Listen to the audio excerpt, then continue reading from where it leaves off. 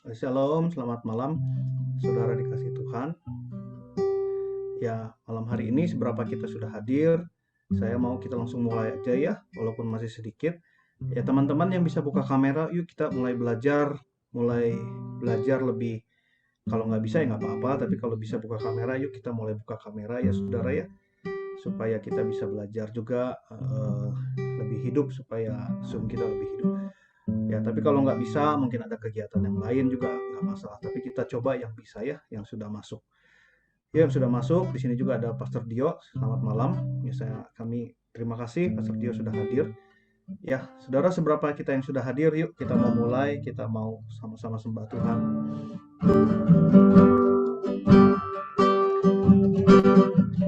Haleluya.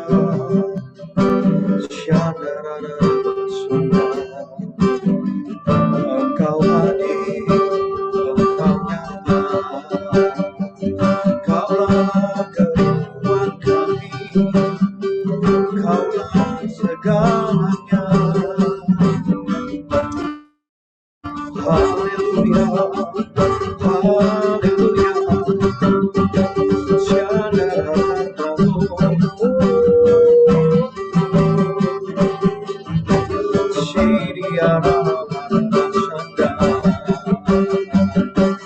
Terima kasih Yesus, terima kasih Tuhan. Haleluya.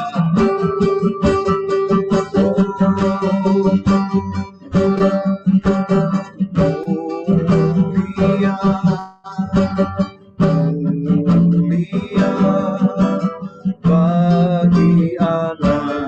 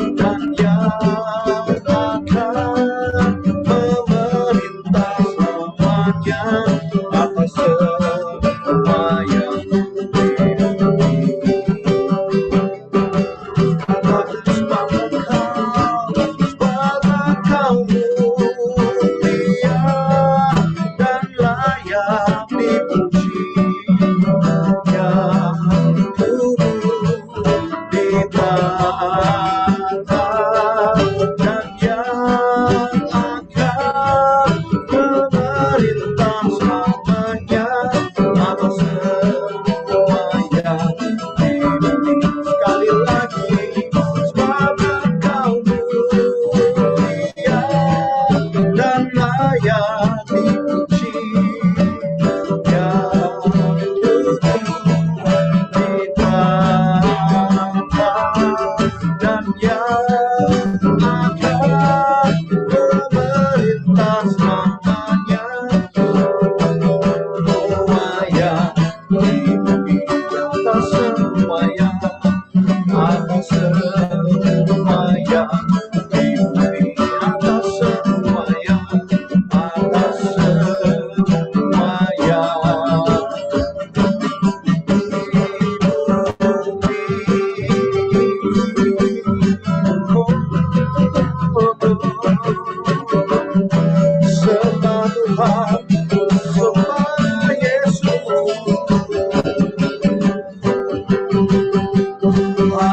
Ya,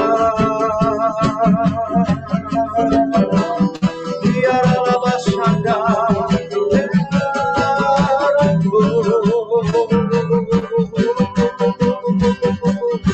Sekeria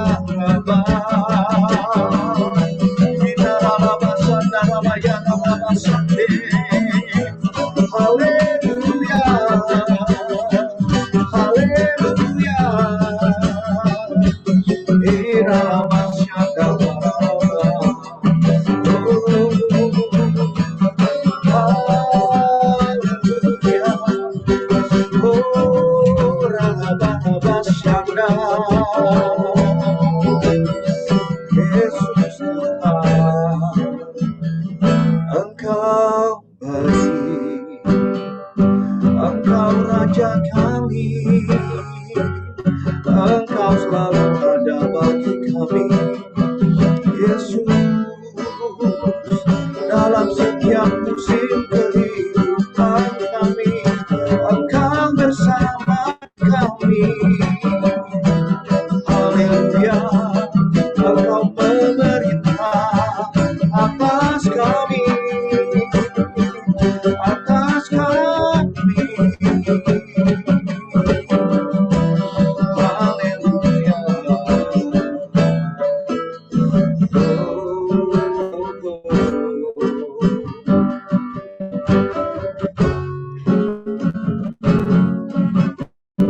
Haleluya.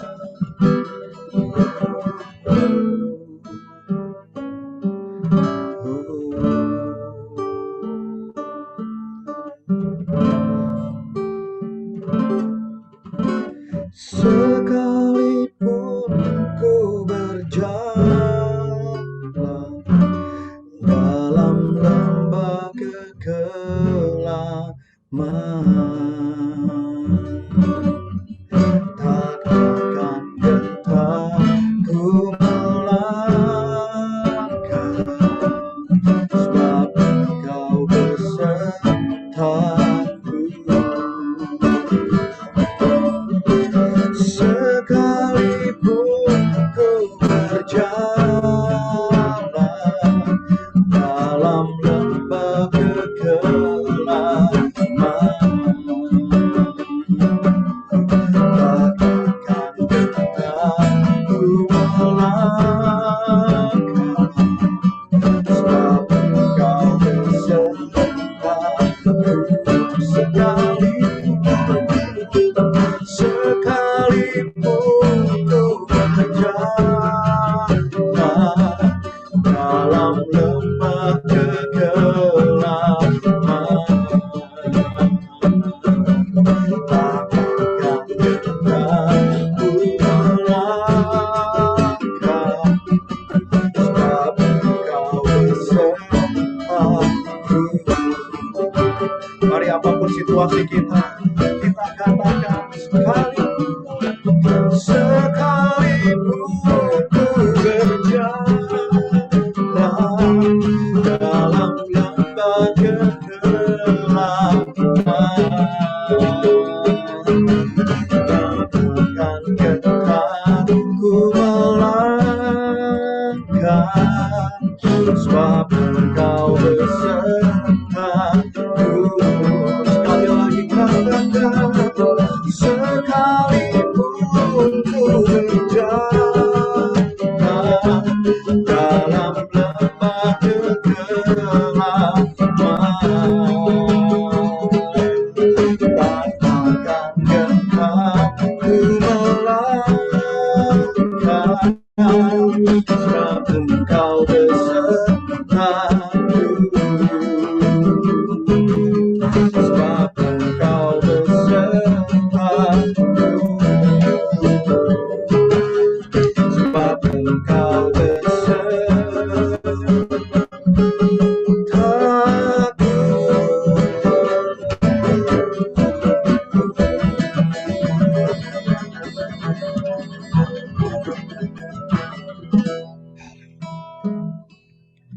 Kami bersyukur Tuhan untuk penyertaan-Mu. Engkau Raja kami, Engkau Tuhan kami.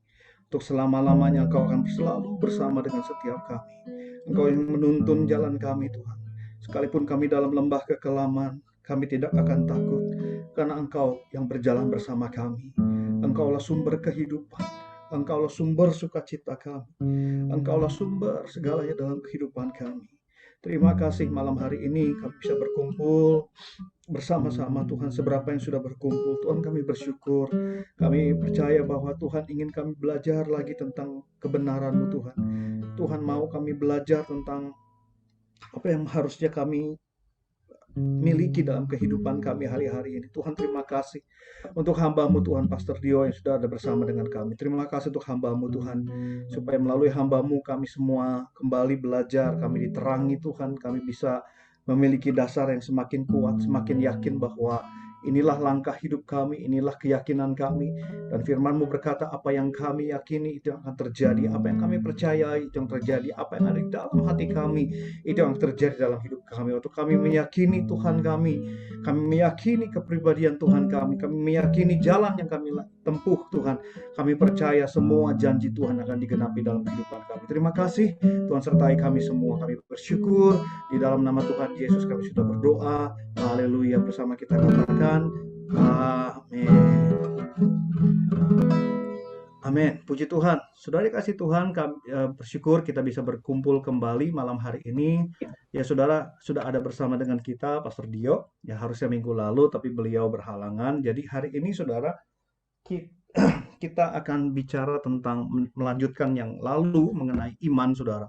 Tapi nanti saudara, saya berharap kita semua bisa semakin dalam waktu kita mulai bertanya saudara. Kalau ada pertanyaan-pertanyaan, saudara bisa langsung. Kalau saudara bisa buka kamera, saudara buka kamera saudara ya. Tapi kalau saudara merasa sulit, saudara bisa tulis di chat saudara, supaya pertanyaan saudara bisa mungkin dijawab ya. Kalau ada yang nggak bisa dijawab, mungkin nanti Pastor Dio harus cari dulu nanti kapan hari baru disampaikan kembali.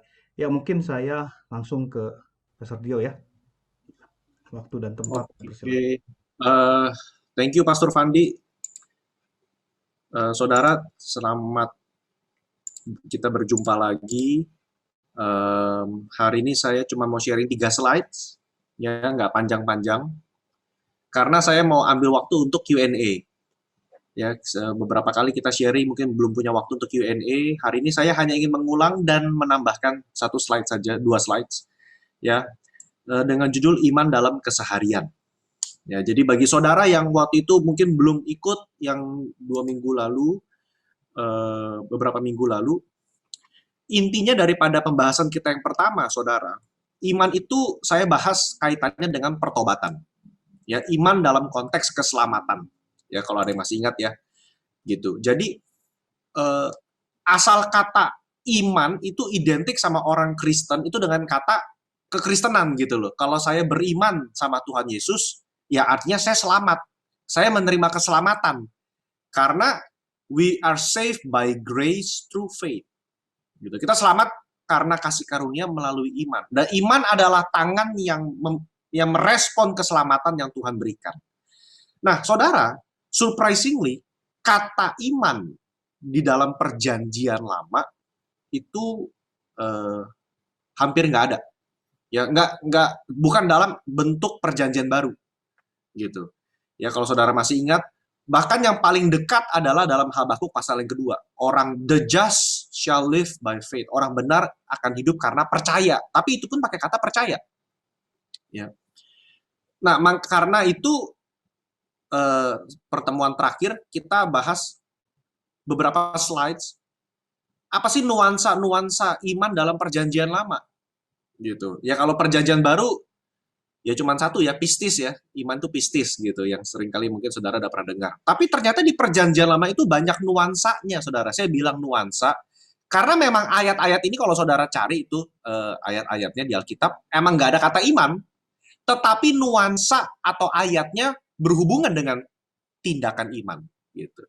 Ya. Contoh dari kata aman, atau yang seringkali kita pakai untuk selesai doa, amin. Gitu ya, aman, amin. To consider as true, to regard something as true, to believe. Ya, so, Abraham percaya dan itu diperhitungkan kepadanya sebagai kebenaran. Ya, Itu kan kalau kita sekarang sebutnya kan iman sebetulnya, bapak orang beriman. Cuman kan di dalam konteks kejadian itu kan nggak ada saudara kata imannya gitu kan. Tapi Abraham aman. Apa sih artinya to consider as true? Dia memperhitungkan firman Tuhan, perkataan Tuhan saat itu sebagai sebuah kebenaran. Ya bukan tipu-tipu, bukan abal-abal. Bener-bener ketika dia disuruh sama Tuhan, pergi, Abraham pergilah dari tempat kamu, ya ke tempat yang akan aku pilih. Dia taat aja, gitu. Dia taat aja, dia percaya pokoknya Tuhan akan sediakan aja, gitu. Ya. Dan ketika Tuhan bilang, Abraham, keturunanmu akan banyak seperti bintang di langit. Abraham percaya, aman, ya aman. Ya.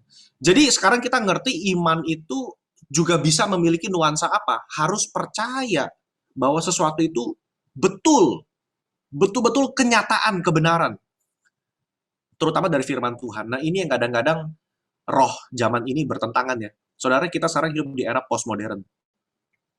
Ya, atau kalau saudara ngikutin jurnalisme, post-truth katanya. Era pasca kebenaran. Koran Kompas sudah bahas ini beberapa kali. Pasca kebenaran. Di mana kebenaran tidak ada yang absolut, semuanya relatif. Dan anak-anak muda sekarang susah untuk mengiyakan akan sebuah kebenaran. Kenapa? Karena semuanya dianggap relatif. Nah, itu bahaya. Kenapa? Karena iman nggak bisa sesuatu yang relatif. Iman harus meyakini satu konsep atau satu pribadi sebagai sebuah kebenaran yang hakiki atau absolut. Gitu. Konsep yang kedua namanya batah. Ya. Apa itu batah? Perasaan aman yang diakibatkan mengkomit atau menaruh, menyandarkan diri kepada sesuatu dengan percaya diri. Ya, sebuah perasaan yang secure, perasaan aman yang diakibatkan karena kita menyandarkan, menggantungkan hidup kita kepada sesuatu seseorang. Itu batah. Ya, saya buka satu ayat aja. Mazmur pasal yang ke-9 ayat yang ke-11. Saya bukakan Mazmur pasal 9 ayat yang ke-11. Orang yang mengenal namamu percaya kepadamu. Sebab tidak kau tinggalkan orang yang mencari engkau ya Tuhan. Nah, kata percaya, batah. Jadi ketika kita beriman sama Tuhan, itu juga mengandung arti kita punya perasaan aman, perasaan damai. Kenapa? Karena kita menaruh hidup kita kepada nama Tuhan, gitu ya. Nanti di slide berikutnya kita akan lihat apa aja sih yang bisa diimanin, gitu.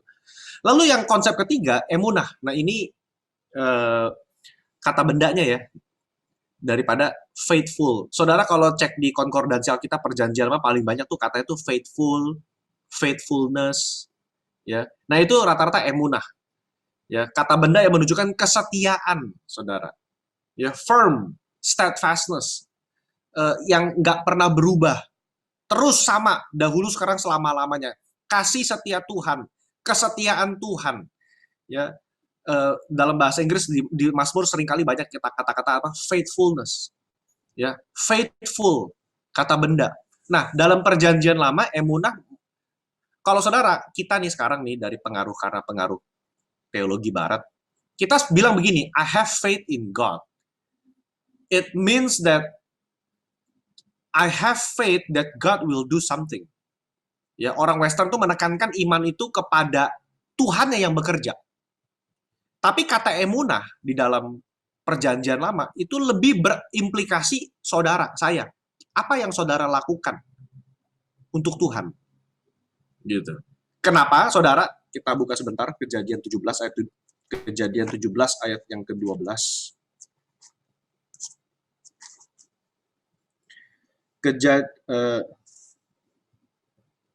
Keluaran.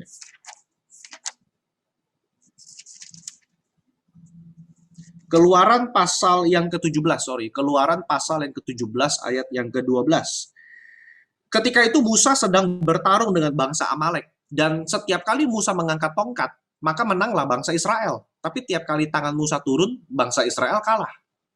Nah, Harun dan Hur dikatakan menopang kedua belah tangannya, ya, sehingga tangannya tidak bergerak. Nah, kata tangannya tidak bergerak digunakan kata emunah. Kenapa tangannya Musa nggak bergerak? Karena ada tindakan Harun dan Hur yang menopang. Jadi dalam perjanjian lama, konsep emunah atau iman sebetulnya lebih berfokus kepada apa yang saudara lakukan, bertindak, ya, ketimbang siapa Tuhan itu. Itu perjanjian lama. Nah, lalu yang keempat, konsep casah, ya, kasah. Itu arti berlindung. Saudara berharap kayak saudara berlindung. Nah, ini Mazmur 91 yang terkenal ya saudara ya, Mazmur 91 ayat yang kedua, ayat yang keempat pakai kata casah. Ya kan? Berlindung di bawah naungan, berlindung di bawah kepak sayapnya Tuhan. Ya kan? Tuhanlah kota bentengku. Ya kan? Karena kita menaruh percaya kepada Tuhan, kita memiliki pengharapan karena Tuhan berlindung. Mirip sama batah ya saudara ya. Gitu. Nah, itu perjanjian lama. Nah, dalam perjanjian baru, saudara, ya, ayat yang paling famous adalah Ibrani 11 ayat 1. Iman adalah dasar dari segala sesuatu yang kita harapkan dan bukti dari segala sesuatu yang tidak kita lihat. Definisi iman, pistis, itu mengandung arti to believe, trust, have a good confidence. Kepada siapa? Dalam perjanjian baru, saudara, ini saya sudah rangkum semua dan tidak mungkin kita buka semua ayatnya. Dalam perjanjian baru, iman itu saudara satu kepada Tuhan, Allah itu sendiri. Kedua kepada Yesus, ya. Yang ketiga yang saya nggak tulis kepada firman-Nya. Kita punya iman kepada firman Tuhan, kepada ayat kitab suci. Gitu. Kita punya iman bahwa ayat yang kita baca ini adalah firman Tuhan yang memiliki kuasa. Ya. Jadi iman di dalam perjanjian baru berfokus kepada pribadi dan kepada kata-kata Yesus. Ya. Dan bahkan, saudara, dalam hubungan dengan keselamatan, masih sama, ya, Efesus 2 ayat 8 berkata bahwa siapapun yang selamat, dia menerima keselamatan by grace through faith. Ada kata iman di situ. Kenapa melalui iman? Karena imanlah yang menyatakan kita percaya kepada karya Yesus. Dia lahir dari Maria, seorang perempuan darah. Dia mati di atas kayu salib. Dia bangkit di hari yang ketiga. Dia naik ke atas sesudah bersaksi kepada murid-muridnya. Dia duduk di sebelah tahta kanan Bapa, lalu satu saat dia akan kembali lagi. Nah, itu kan butuh iman, saudara. Nggak cuma sekedar percaya loh. Ya, tetapi meyakini apa yang kita baca ini adalah sesuatu kebenaran. Nah, itu iman. Ya. Dalam Efesus pasal 3 ayat yang ke-17, kalau saya buka. Efesus pasal 3 ayat yang ke-17. Sehingga oleh imanmu Kristus diam di dalam hatimu. Ya. Saudara, iman adalah media di mana kita percaya Yesus hidup dalam hati setiap kita sekarang. Itu lewat iman. Efesus 3:17 menyatakan demikian. Oleh imanmu Kristus diam di dalam hatimu. Jadi bagaimana cara kita tahu pasti bahwa hari ini, sekarang, detik ini ada Roh Kudus, ada Kristus hidup dalam hidup kita? Oleh karena iman kita. Gitu. Jadi iman selain mempercayakan diri kepada Tuhan untuk karya keselamatan, iman itu pula yang menyatakan bahwa sekarang Kristus hidup dalam hidup saya. Karena Kristus hidup dalam hidup saya, iman juga memberikan kepercayaan untuk saya datang menghampiri Bapa di dalam setiap ibadah yang kita jalankan. Ya, dalam Ibrani pasal 10 ayat 22, saya bacakan. Karena itu marilah kita menghadap Allah dengan hati yang tulus ikhlas dan keyakinan iman yang teguh. Iman juga memberikan kepercayaan kepada kita untuk masuk dalam hadirat Tuhan. Saudara, kenapa? Karena hati nurani kita telah dibersihkan dan tubuh kita telah dibasuh dengan air yang murni. Ya. Maksudnya apa itu, Pak? Tubuh kita dibasuh dengan air yang murni. Saudara telah menerima keselamatan dalam Kristus. Ingat, ketika Yesus mau membasuh kaki Petrus, apa yang Petrus katakan, saudara? Masih ingat? Tuhan, jangan cuma kakiku dong, tapi kepala dan tanganku juga dibasuh. Yesus bilang apa? Orang yang telah mandi nggak butuh dibasuh lagi. Cuman kakinya doang yang perlu dicuci karena kotor. Yesus ngomong apa, saudara? Itu bukan cuma ngomong hal fisikal udah mandi, bukan. Dia cuma ngomong orang yang sudah selamat yang nggak perlu dibasuh semuanya karena selamat cuma sekali. Gitu. Saudara kan nggak selamat berkali-kali gitu kan. Tetapi dalam hidup ini kan kita masih berdosa. Nah, pembasuhan kaki menandakan kita dimurnikan, dibasuh dalam firman hari demi hari. Iman pula dalam ayat terakhir, saudara, 1 Petrus 1 ayat 5, yang membawa kita sampai garis keselamatan. Makanya disebut sebagai pertandingan iman, ya kan? Pertandingan iman, ya kan? The good race of faith. Kenapa dikatakan pertandingan iman? Bukan pertandingan perbuatan baik atau pertandingan, enggak. Pertandingan iman, karena sampai pada akhirnya siapa yang masih percaya itulah yang akan menerima kekekalan, saudara. Nah, disinilah kadang-kadang, saudara, ya, kenapa kita Pentakosta, kita cenderung ke Arminian, kita nggak ke Calvinis, ya, atau bahkan hyper Calvinis. Karena saudara ini kita mesti ngerti kalau apa? Saya ngulang yang pembelajaran minggu yang waktu itu ya. Saudara, kita dalam hal pengudusan ya, sanctification, kita beda sama Calvin. Ya, atau mungkin beda dengan siapa ya? Ya Calvin lah. Ya, gereja-gereja yang Calvinis, saudara. Kenapa? Karena mereka secara sederhana bisa dibilang sekali selamat tetap selamat. Nah, kita enggak. Gitu. Kita bisa kehilangan keselamatan. Ya. Kenapa? Karena dalam pengudusan, aspek pengudusan, kalau Calvin, ya, orang yang sekali dikuduskan, ya, itu Tuhan dalam kemahatauannya, dia telah memilih orang itu, dia menguduskan orang itu, dia menjaga orang itu, dan ujungnya orang itu pasti selamat. Jadi intinya dalam kedaulatan Tuhan, Tuhan udah tahu deh, mana yang selamat, mana yang nggak selamat, Tuhan udah tahu.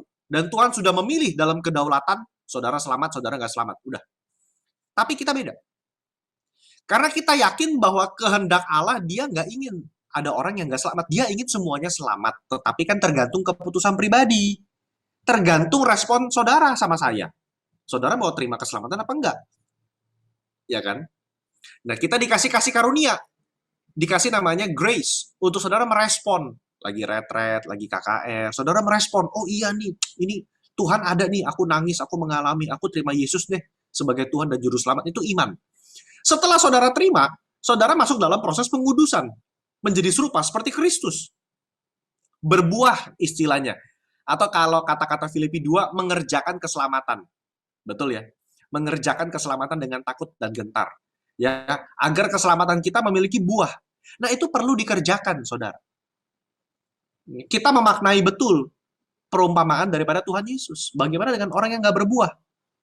Yang nggak mengembangkan talenta? Ya kan, kata Tuhan, campakkanlah dia ke dalam kegelapan dan retak, dan yang dimana terdapat kegelapan dan retak gigi. Nah, berarti iman itu mewujud nyatakan dirinya dengan perbuatan. Atau yang bisa dibilang, perbuatan pun membenarkan diri seseorang dari kitab Yakobus, saudara. Ya. Nah, apa karakteristik iman? Ini slide terakhir saya sebelum kita Q&A, saudara. Ya. Apa karakteristik iman? Roma 14 berkata, ada orang yang lemah imannya. Dikatakan demikian. Nanti saudara cek masing-masing ya ayatnya ya. Ada yang dikatakan lemah imannya. Hai, kata Paulus, terimalah orang yang lemah imannya. Berarti kan ada orang yang lemah imannya, ada orang yang kuat imannya. Berarti ada kategori, ada peningkatan dari yang lemah iman jadi kuat iman. Gitu. Dan tiap-tiap orang diberikan karunia kapasitas iman yang berbeda-beda. Ya. Saudara, maksudnya apa kapasitas iman? Setiap orang ketika percaya, mereka punya iman. Ya, kalau nggak punya iman, ya nggak bisa percaya Tuhan Yesus. Betul ya? Tetapi dalam tiap pribadi ada yang kapasitasnya besar, ada yang kapasitasnya kecil. Saudara pernah ketemu nggak orang yang imannya gede banget gitu loh? Ya pokoknya ini orang imannya tuh sampai level mujizat, namanya karunia iman. The gift of faith dalam 1 Korintus pasal ke-12, ada karunia iman. Ya, biasanya ini ditemukan dalam KKR, pengkhotbah. Dia punya iman bahwa orang itu akan sembuh, biasanya tandem sama karunia kesembuhan. Di mana orang lihat mustahil, dia lihat itu mungkin. Dan betul terjadi, saudara. That's the gift of faith. Kapasitas orang berbeda-beda. Ya. Jadi saudara nggak bisa samakan tangki kapasitas iman saudara dengan sebelahmu. Ya, tiap orang beda-beda. Tapi saudara jangan stop di situ. Wah, Kak, iman saya tangkinya kecil. Ya udah dah, saya terima nasib kecil. Enggak, karena iman dapat bertumbuh. Ya. Saya buka 2 Korintus pasal yang ke-10 ayat yang ke-15. 2 Korintus pasal 10 ayat yang ke-15. Ayat yang B ya. Tetapi kami berharap bahwa apabila imanmu makin bertumbuh, tuh ada tulisannya, apabila imanmu makin bertumbuh. Ya, jadi iman kita bisa bertumbuh, saudara. Ya. Bagaimana cara bertumbuh? Ayat nomor 2. Dapat diuji dan di tengah-tengah ujian itu iman kita bertumbuh, saudara. Ya. Iman tidak tumbuh di tengah comfort zone. Setuju nggak ya? Saudara, kalau diberkati terus butuh iman nggak? Kayaknya nggak butuh ya. Tetapi justru di tengah-tengah ujian dan masalah dan pandemi COVID seperti inilah iman kita diuji, saudara. Saya buka 1 Tesalonika 3 ayat yang kedua. 1 Tesalonika 3 ayat yang kedua. Ya. Lalu kami mengirim Timotius, saudara yang bekerja dengan kami untuk Allah dalam pemberitaan Injil Kristus, untuk menguatkan hatimu dan menasehatkan kamu tentang imanmu, supaya jangan ada orang yang goyang imannya karena kesusahan ini. Saudara, jemaat mula-mula itu hidupnya susah sekali. Saudara jangan bandinginlah kesusahan kita yang cuma ngomel karena wifi, ngomel karena habis kuota, ya, dengan kesusahan jemaat Tesalonika. Jangan dibandingkan, kita jauh banget, gitu. Mereka tuh sana betul-betul dianiaya dan betul-betul tuh tersiksa secara lahiriah, gitu, fisik, benar-benar disiksa. Nah, di kondisi begitu, Paulus bilang, aku mau kirim Timotius supaya kamu jangan goyang imannya, karena kesusahannya betul-betul susah, gitu. Jadi saudara, iman tuh diuji, dites, dan perlu dikuatkan. Ya, di mana dikuatkannya? Ya di komunitas gereja lokal, di komsel, yaitu tempat iman kita dikuatkan, gitu, sesama tubuh Kristus, gitu. Dan saudara, iman itu dapat ditinggalkan. Saudara bisa meninggalkan iman Kristus nggak? Bisa. Ya, saudara bisa murtad? Atau bahasa Yunaninya apostasi? Bisa. Ya. Kak, teman aku pindah agama, itu murtad nggak? Belum tentu. Ya, ntar kalau 5 tahun lagi bertobat gimana? Nah, murtad itu adalah kondisi di akhir daripada akhir, di mana orang itu telah betul-betul meninggalkan iman Yesus, iman kekristenannya, menghujat Yesus, sampai pada hari kematiannya dia nggak bertobat. Nah, bolehlah kita katakan dia murtad. Tapi kalau ada teman kita, dia berpindah agama, atau dia keluar dari gereja, kepahitan, jangan buru-buru bilang murtad. Gitu. Ya, dia selangkah menuju situ, tapi masih bisa diselamatkan. Dan saudara, ya, hati-hati. Dalam Wahyu 2 ayat yang ke-13 saya bacakan. Wahyu pasal 2 ayat yang ke-13.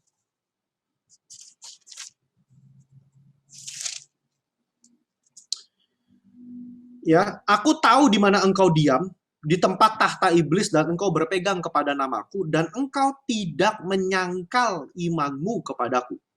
Juga tidak pada zaman Antipas, saksiku yang setia kepadaku, yang dibunuh di hadapan kamu.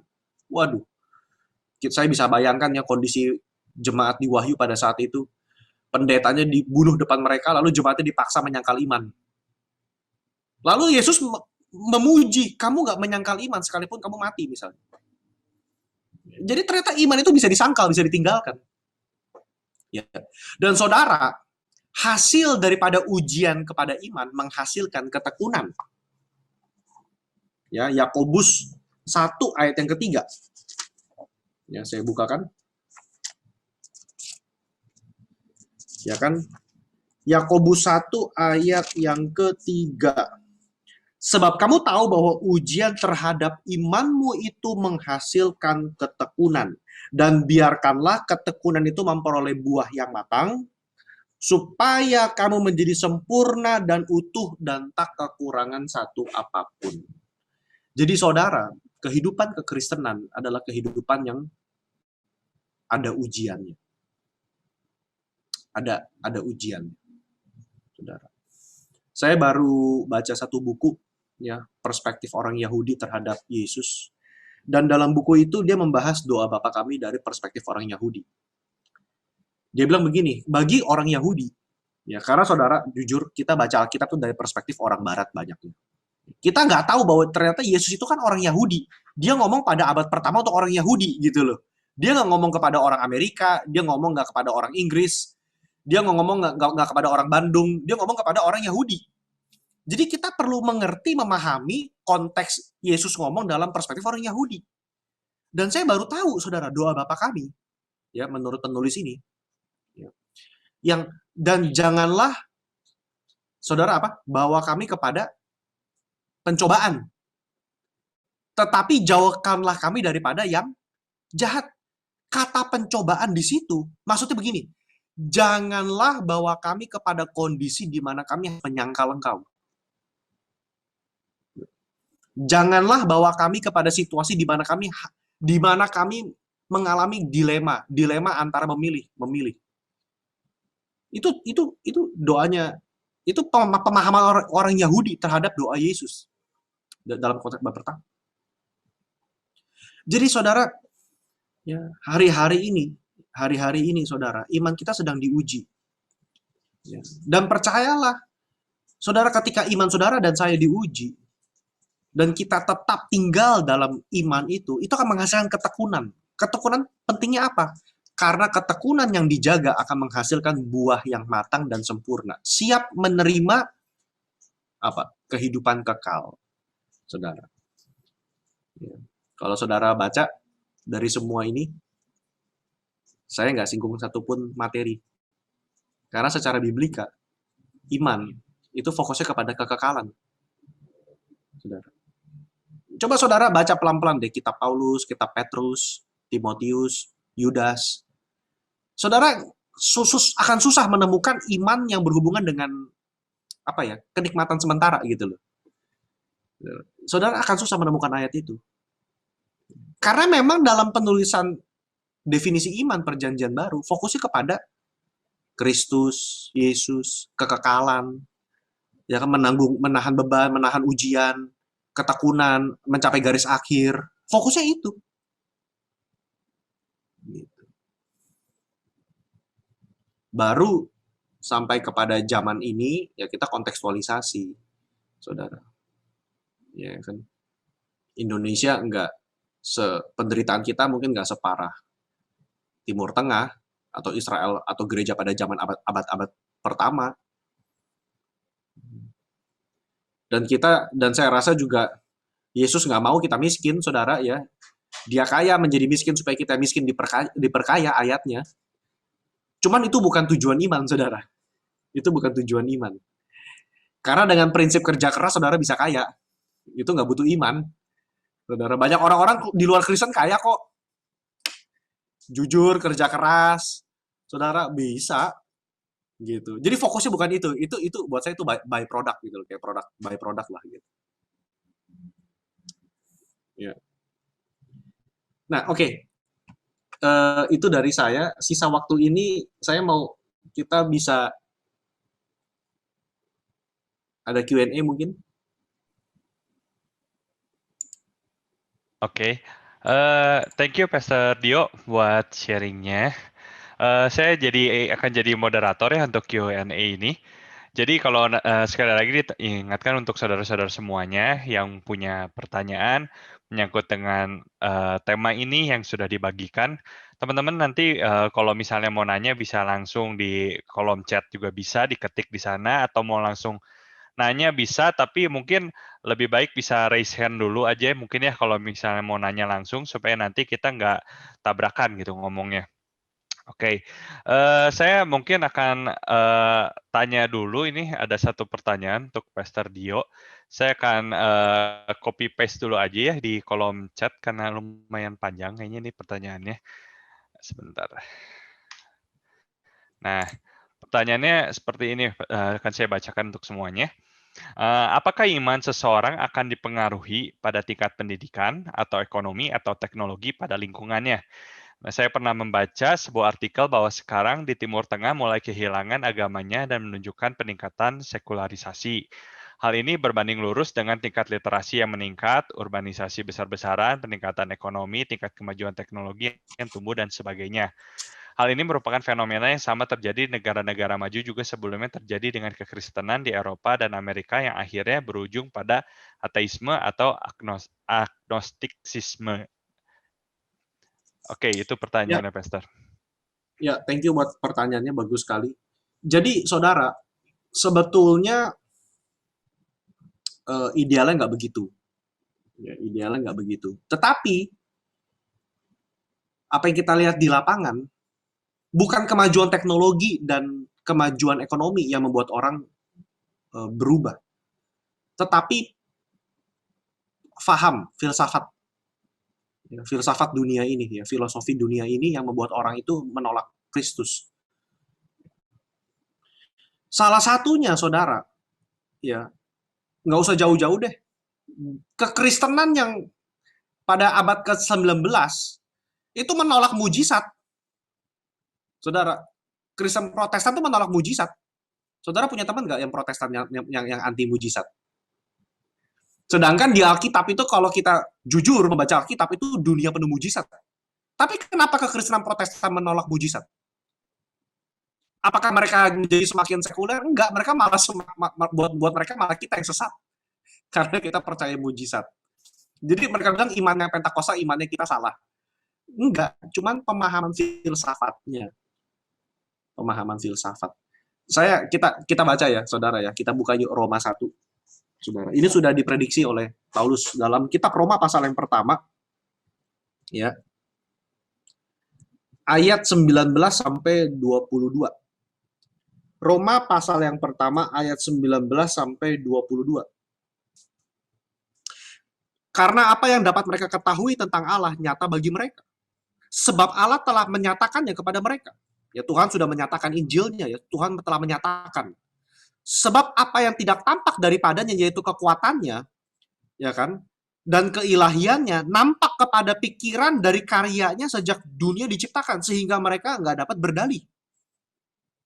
Sebab sekalipun mereka mengenal Allah, mereka tidak memuliakan dia sebagai Allah. Nah, saudara, itu soal pilihan. Ayat 21 itu soal, is a choice.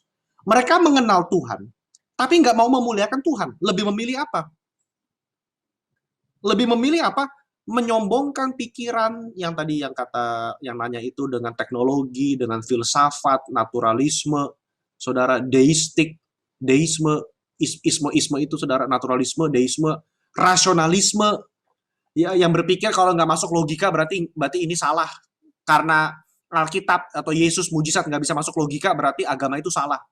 Ya kan? Itu kan rasionalisme. Paulus bilang pikiran mereka menjadi sia-sia, sudah mereka, dan hati mereka yang bodoh itu sudah jadi gelap. Mereka berbuat, nah ini kan ayat 22 kan ayat kita banget. Mereka berbuat seolah-olah mereka penuh hikmat, tapi mereka telah menjadi bodoh. Jadi pertanyaan tadi itu, jadi dunia ini kita berpikir makin berhikmat, tapi kata Paulus sebetulnya mereka telah menjadi bodoh. Yaitu karena apa ya? Saudara, kekristenan itu tidak anti intelektual. Ya, kita tidak. Ya. Justru kita semakin kesini, saudara, anak-anak muda, kita harus semakin banyak baca buku, saudara. Nggak bisa enggak. Saudara bagaimana cara mengcounter teman-temanmu yang agnostik, yang ateis, segala macam? Kalau kita nggak baca buku, kita nggak bisa apologetik. Ya kan ujungnya kita diketawain aja. Kita cuma beriman karena percaya aja, tapi nggak bisa berargumen, nggak bisa membela iman. Ya, mungkin menurut saya jawabannya itu kali ya. Oke, thank you Pastor buat jawabannya luar Oh, biasa. saya belum jawab pertanyaan dia yang pertama. Apakah iman seseorang dipengaruhi pada tingkat pendidikan? Ya. Tingkat ekonomi? Ya, jelas. Tingkat teknologi? Ya, ya dipengaruhi. Ya, saudara, kalau saudara datang ke suku terpencil di Kalimantan, iman saudara dan iman dia pasti beda. Udah pasti beda. Ya, levelnya beda. Walaupun sama-sama percaya Yesus, tapi kedalamannya beda. Karena tingkat pendidikan beda. Gitu. Ya kan? Tingkat ekonomi beda. Bagi mereka, iman cukup, yang penting saya bisa makan. Selesai. Yang penting saya bisa makan nasi hari ini. Tapi mungkin bagi saudara itu itu nggak butuh iman mungkin bagi saudara. Karena tingkat ekonomi saudara beda sama dia. Gitu ya. Oke. Oke.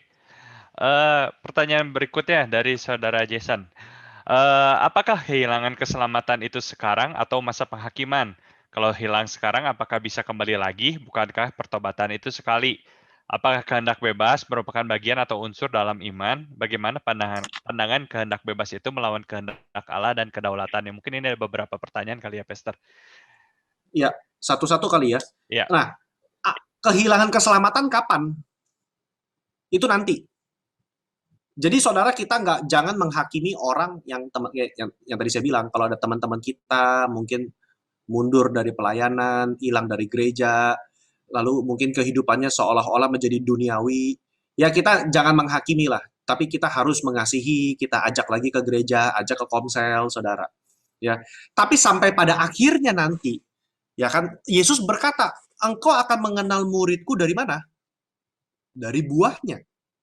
Buah apa? Ya buah keselamatan, saudara.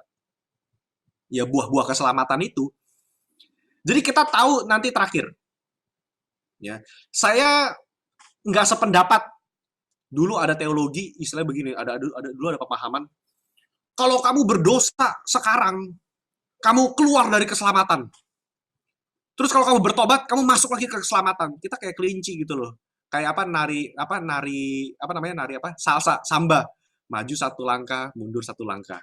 Maju satu langkah, mundur satu langkah. Ya kan? Kita masuk dalam keselamatan, lalu nanti berdosa kita keluar dari keselamatan. Minta ampun masuk lagi. Berdosa keluar lagi. Ya enggak begitu, saudara. Ya. Ketika saudara terima Yesus masuk dalam hati saudara. Udah. Itu adalah titik nol dalam kehidupanmu. Nah, ketika engkau menerima Yesus, kita harusnya hidupnya progresif ke arah menjadi serupa seperti Kristus. Dalam perjalanan ada jatuh bangun, gitu. Tapi itu nggak berarti saudara kehilangan keselamatan, gitu loh. Ya. Itu akumulatif nanti dilihat sampai pada akhirnya, saudara. Bagaimana buah rohmu? Lalu pertanyaan berikutnya apa tadi ya?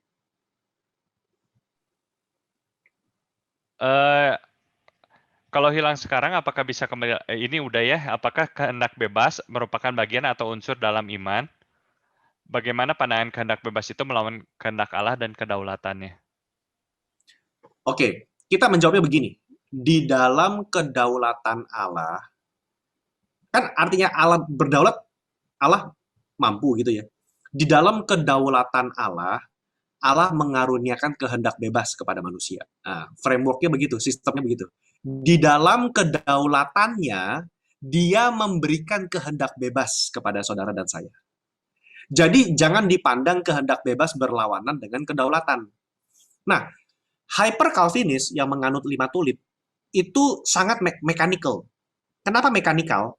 Karena semuanya jadi satu train of thoughts. Karena Allah berdaulat, yang artinya Allah mampu memilih siapa yang selamat dan tidak selamat. Ya kan? Sehingga orang yang dipilih itu akan diberikan iman, orang yang diberikan iman akan dijaga kehidupannya, orang yang dijaga kehidupannya akan mati dalam keselamatan dan masuk surga.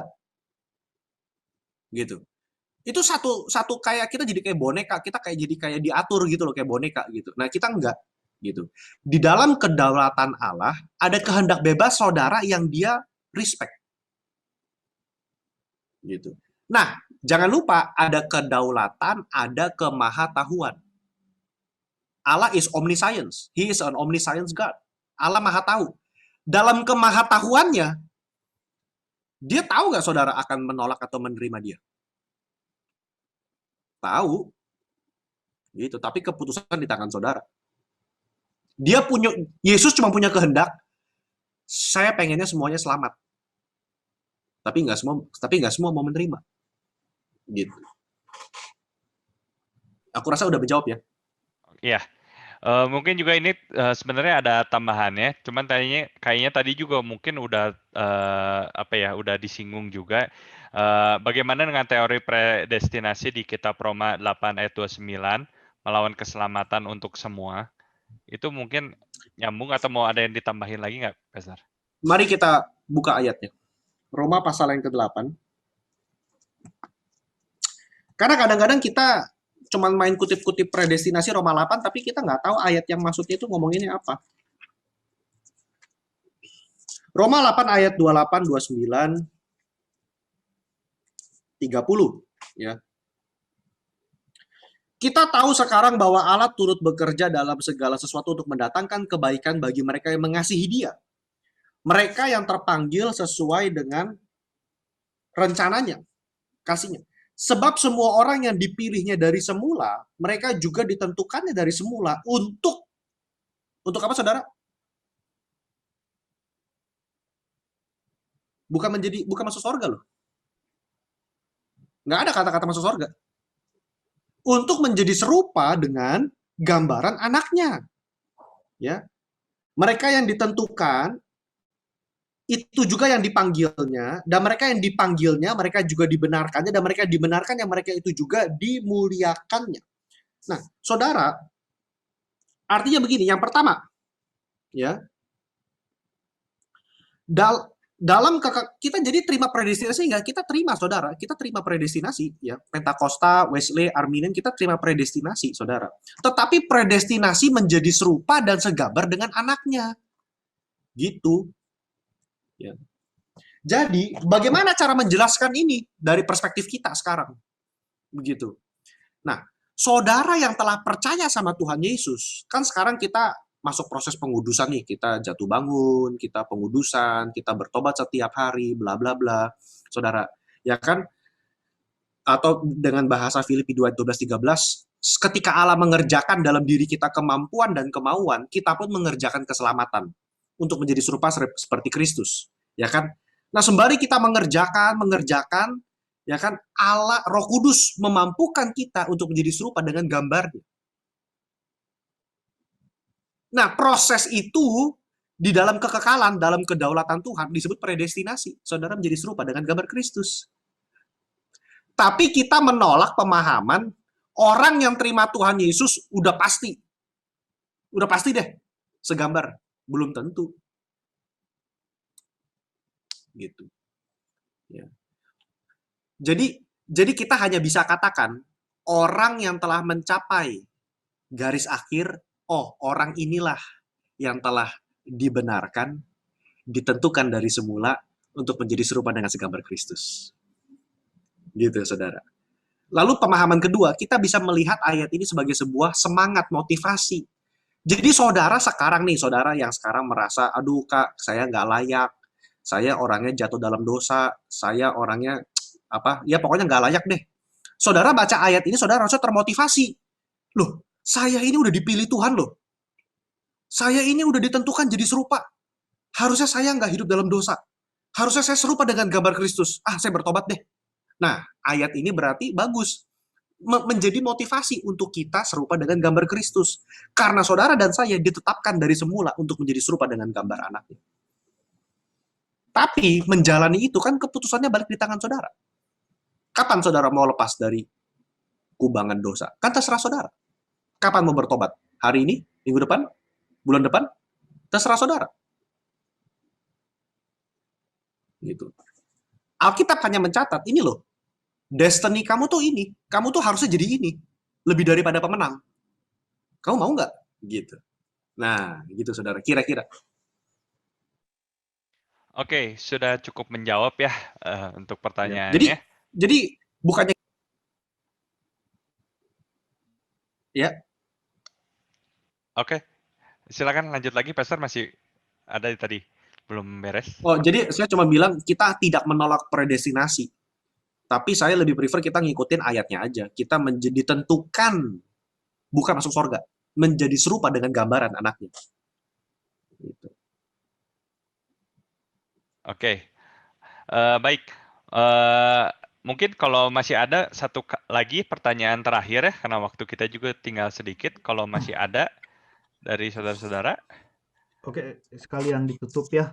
Sekarang Oke, saya juga mungkin ini pertanyaan banyak banyak hal banyak ini ya, banyak orang hari-hari ini. Nah, kita orang Pantekosta, karismatik seringkali kita berkata bahwa setelah lahir baru kita diselamatkan. Ya, bahkan kalau kita ini pertanyaan ya, Pastor Kio. Jadi kadang-kadang kita bikin KKR penginjilan, kita tanya, oh, kenapa buat itu? Yang penting orang terima Yesus sebagai Tuhan dan Juru Selamat yang kita tahu dan kita kenal biasanya dengan istilah kelahiran baru. Nah, pertanyaannya adalah eh, kelahiran baru itu apakah hanya sekedar momentum? Oh, saya terima Yesus sebagai Tuhan Juru Selamat, atau sebenarnya kalau kita perhatikan penjelasan tentang iman dan keselamatan khususnya karena iman itu kan kayak mata uang dengan keselamatan nggak mungkin dipisahkan bahwa eh, ternyata keselamatan itu ada yang disebut tadi pembenaran, terus pengudusan, dan kemudian nanti di akhir dari segalanya kita mengalami kemuliaan, tubuh kemuliaan. Nah, eh, ya jadi apakah lahir baru itu hanya momentum atau sebuah proses panjang sepanjang kehidupan kekristenan kita?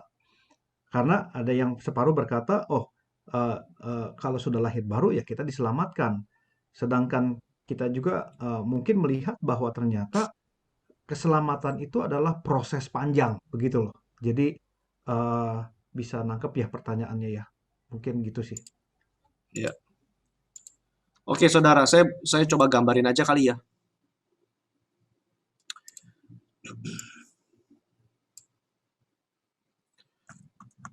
Nah, saudara, kehidupan orang Kristen, ya, kalau saya gambar di kurva gitu ya, kalau saya gambar di kurva. Nah,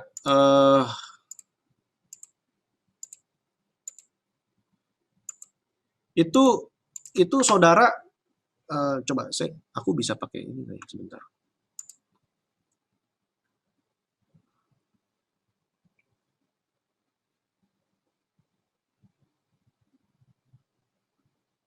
Nah, jadi saudara di titik ini adalah titik di mana saudara selamat.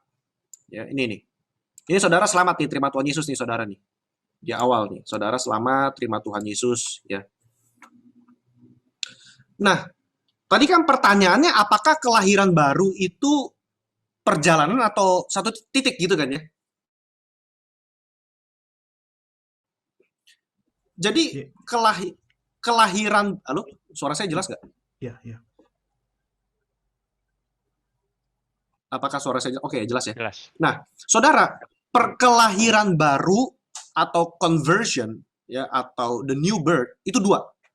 Satu sebagai krisis atau krisis bahasa teologi artinya titik. Satu sebagai permulaan perjalanan.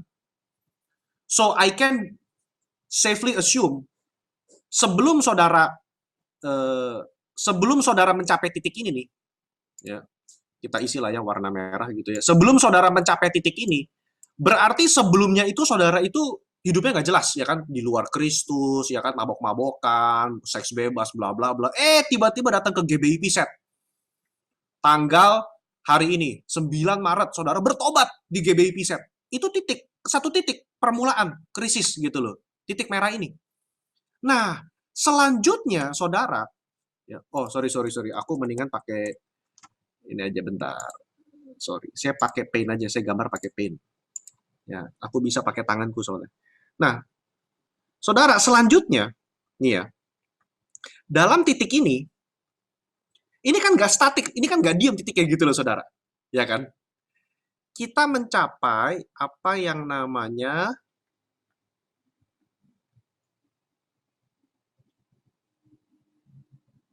garis akhir iman. Ya, ini saudara lahir baru. Oke? Ya, titiknya lahir baru, saudara, kita mau mencapai garis akhir, betul kan? Pertandingan kita adalah pertandingan iman, mencapai garis akhir. Nah, dalam titik ini antara saudara nih, ya, ya anggaplah saudara mati 100 tahun lagi lah. Ya kan, ya kita atau dijemput Tuhan lah ya, kita dijemput Tuhan 100 tahun lagi nih di titik ini nih, saudara nih, ya kan. Nah, dari perjalanan titik ini ke sini, saudara, orang Pentakosta menulisnya begini. Jadi, ya, ini, saudara. Di poin ini, itu saudara namanya baptis Roh Kudus. Baptis Roh Kudus, ada satu pengalaman kan, pengalaman di luar kelahiran baru, di mana saudara dibaptis Roh Kudus dengan untuk memaksimalkan pelayanan dan agar saudara lebih intim dengan Tuhan. Mengalami, ya kan, baptis Roh Kudus. Ya kan?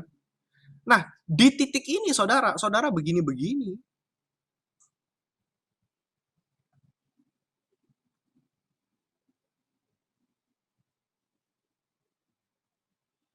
Nah, proses ini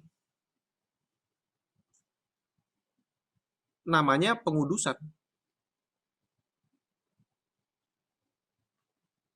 Gitu. Jadi lahir baru itu awalnya doang. Saudara sudah lahir baru, yes, oke. Ya udah, kata Yakobus, oke. Kalau kamu bilang kamu bilang imanmu, oke, show me your works. Tunjukkan dong perbuatan imanmu mana. AKA mana buah pengudusannya mana? Gitu. Nah, disinilah saudara. Hari ini kita di sini nih sekarang nih. Ya, ini kita di sini nih. Ya, kita lagi berjalan semua dalam pengudusan. Sampai mencapai garis akhir. Makanya dikatakan orang benar itu dia will be the head and not the tail, ya kan? He will be up and not down. Kenapa? Karena dilihat secara makroskopik, secara makro, kehidupannya akan terus naik, tidak akan turun. Ini kan kayak grafik saham nih kan, saham kita lagi hancur nih saudara yang ngikutin saham pasti tahu ya, saham kita lagi hancur nih, stres, ya kan? Tapi kalau IHSG ditarik jangka panjang, itu kan naik tuh saudara, gitu loh. Terus naik, tidak akan turun, ya kan? Idealnya begitu saudara, ya aminnya begitu, jangan turun lah ya, nanti saham orang bunuh diri nanti. Ya kan idealnya begitu, terus naik tidak akan turun. Sama, pengudusan kita juga begitu, terus naik tidak akan turun. Sampai kapan? Sampai mencapai garis akhir iman. Selesai. Jadi lahir baru adalah permulaan. Saudara dilahirkan kembali. Kasih yang mula-mula. Wah, mengalami dalam retret, misalnya retret tahun lalu, saudara dibaptis. Wah, sukacita luar biasa. Itu lahir baru. Setelah itu pengudusan. Saudara, bagaimana saudara? Ya, kira-kira begitu ya. Oke, saudara, thank you ya sekali lagi, Pastor Dio. Saudara, tadi pertanyaan terakhir tadi itu sebenarnya saya ingin menegaskan kepada kita semua bahwa proses kekristenan kita itu nggak boleh statis, diam, saudara. Ya, itu pertanyaan banyak orang, oh saya udah lahir baru, yang penting saya lahir baru, tapi kita nggak pernah memaintain kehidupan rohani kita. Itu akan sangat sulit, saudara, untuk kita bisa terus mengalami pertumbuhan. Ya, pertumbuhan akan berkorelasi juga dengan pengenalan kita akan Tuhan. Pengenalan akan Tuhan akan berkorelasi dengan apa yang menjadi maksud Tuhan dalam hidup kita. Ya, tadi yang dikatakan kita naik, tidak turun, menjadi kepala, tidak menjadi ekor, itu hanya kepada orang-orang yang benar-benar mengerti apa yang menjadi rencana Tuhan dalam kehidupan kita. Nah, jadi saudara, memang kita perlu menanamkan satu paradigma dalam pemikiran kita bahwa kekristenan itu adalah membangun. Kekristenan itu adalah sebuah proses di mana semua tergantung keputusan kita pribadi lepas pribadi. Keputusan kita baik, keputusan kita mau membangun, saya percaya kita akan belajar, sekalipun ada gagalnya, tapi kita naik lagi gagal, naik lagi gagal, naik lagi. Tetapi ada orang-orang yang nggak mau belajar, ada orang-orang yang cukup di situ aja lah. Yang penting saya begini, yang penting begitu. Jadi akhirnya dia nggak pernah bisa melihat rencana Tuhan yang besar dalam kehidupannya. Ya kemaksimalan hidupnya nggak pernah tercapai. Jadi sekali lagi kami, ya saya mungkin dengan Pastor Dio, kami sepakat bahwa kami meyakini bahwa free will kita itu adalah sebuah respon terhadap janji Tuhan, dan free will kita akan menentukan apa yang akan terjadi di depan dalam kehidupan kita. Ya saudara, itu keyakinan kami. Artinya kalau saudara mungkin sering mendengar tentang reform dan segala macam yang berkata bahwa oh nggak ada free will, nggak ada. Saudara, ya itu bisa dari banyak persepsi. Kami nggak bilang itu salah, tapi kami meyakini free will menentukan, respon kita menentukan apa yang terjadi dalam kehidupan kita. Jadi saudara, malam hari ini saya percaya kita belajar sedikit lagi tentang iman. Iman tergantung keputusan kita. Iman benar, benih iman itu dari Tuhan. Tuhan menaruh benih dalam kita. Tapi keputusan untuk tadi dikatakan pertumbuhan iman ditentukan dari keputusan masing-masing kita. Mudah-mudahan apa yang kita dengar malam hari ini bisa membangun kita semua. Amin. Saudara, terima kasih. Sekali lagi terima kasih Pastor Dio untuk jadi berkat bagi kami malam hari ini. Saudara, sebelum kita tutup ada sedikit pengumuman bahwa mulai minggu ini kami akan mencoba untuk ada Zoom live dari ibadah onsite, jadi supaya membantu beberapa di antara kita yang memang kalau dengan Zoom memang merepotkan, sekali lagi Bapak Saudara, tetapi membantu kita untuk bisa fokus di dalam ibadah. Ya ini masih trial and error, jadi kalau saudara mungkin belum ke ibadah onsite, saudara dan saudara ingin coba di ibadah Zoom ini bisa mengikuti yang jam kedua, ya saudara, GBI Pisat jam 11 saudara. Ya, dan kebetulan minggu ini kebetulan Pak Risa Solihin ada di Bandung, jadi beliau akan mengisi 3 kali ibadah di Pisat, saudara, ibadah 1, 2, dan sore. Jadi kalau saudara bisa dari rumah, saudara bisa mengikuti Zoom, ya mudah-mudahan semuanya lancar dan bisa menjadi berkat lebih baik lagi bagi kita, supaya kita bisa belajar lebih fokus lagi dan mempersembahkan sesuatu di dalam ibadah kita, saudara. Baik. Mari kita berdoa, kita tutup. Terima kasih malam hari ini, bersyukur anugerah kebaikan-Mu Tuhan, untuk hamba-Mu Pastor Dio menjadi berkat bagi kami. Tuhan sertai dalam apapun yang dipercayakan dalam kehidupannya, Tuhan tambahkan di dalam nama Tuhan Yesus. Kami bersyukur untuk pemimpin rohani kami, Pak Niko bersama 3 wakil gembala Rayon 2, Tuhan sertai. Terima kasih, kami bersyukur untuk Connect SO malam hari ini, biar berkat-Mu tercurah bagi kami semua Tuhan.